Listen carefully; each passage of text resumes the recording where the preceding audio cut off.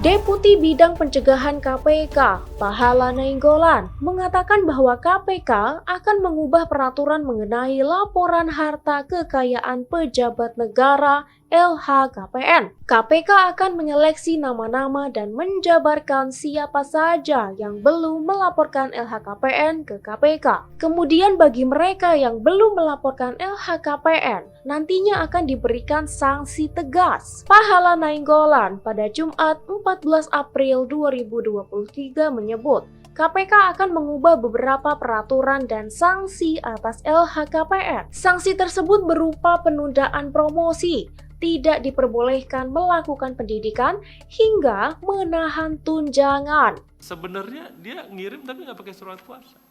Gitu ya, jadi di peraturan KPK yang kita mau rubah ini aslinya peraturan tahun 2020. Jadi sanksi, nah ini cerita sanksi. Benar, atasan yang ngasih, tapi kita mau atur kayak apa supaya kalau atasannya nggak ngasih gitu, jadi kita di peraturan ini bilang atasannya memberi sanksi berupa, nah, kita sebut kan pemotongan tunjangan, lantas promosi, sehingga kalau misalnya dia tidak diberi sanksi, nah kita umumkan, ya media menghukumlah atasannya. Gitu. Ini LKP ini cerita komitmen aja kok, nggak ada teknis yang susah-susah. Kalau emang dia nggak mau terbuka ya sudah, atasannya nggak memberi sanksi, bawahannya apalagi, ya begitu-begitu ya. Jadi kita harapkan dengan secara eksplisit disebut atasannya akan merasa bahwa saya harus bertanggung jawab, gitu ya. Jadi itu sanksi. Tahun 2020 peraturan pemerintahnya kita akan revisi, satu sanksinya kita detailkan, yang kedua yang nggak lengkap tetap kita tayangkan dengan keterangan tidak lengkap karena apa? Supaya media juga nggak di tengah-tengah dia bilang udah dikirim di sini belum, tahunya gitu ya. Dan lantas untuk yang langkah KPK apa? Ini terutama memang buat yang legislatif.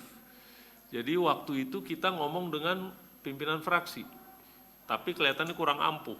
Mungkin akhir April ini, gitu ya, surat Pak Ketua ke Ketua Partai. Kita sebutlah yang di DPRD siapa, yang di DPR siapa. Tapi kalau MKD mau minta datanya kita kasih nggak? Pasti kita kasih. Kalau itu hari ini diminta juga kita kasih. Siapa aja tuh yang gitu. Karena ada yang mulai dari 2019. Artinya dia cuma jadi caleg pertama aja dimasukin. Habis itu nggak pernah masukin lagi sampai sini. Ya itu yang disebut 55 itu kan beberapa 2019 tuh. Gitu. Tapi kita pasti kasih lah datanya. Kalau MKD minta pasti kita kasih. Karena kita juga berharap MKD jadi instrumen yang memperkuat.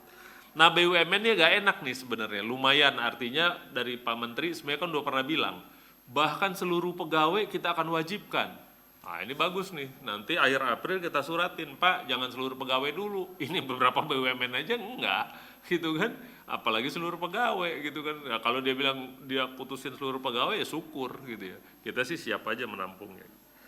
Jadi yang fraksi itu akan kita pindahkan namanya ke partai masing-masing gitu ya dalam surat ini. Nah siapa yang bisa mengenakan sanksi ya seperti itu. Anggota dewan ada fraksinya, fraksi ada partainya. Jadi kita pergi aja ke partai. Tapi sekali lagi sanksinya tidak boleh pidana. Karena Undang-Undang 289 nggak bilang itu, dia hanya sanksi administrasi. Jadi administrasi itu paling keuangan, penundaan ini, penundaan itu. Lah kalau anggota dewan mungkin dari sekwannya bisa nahan uang tunjangan gitu, mungkin bisa juga tuh kayak gitu.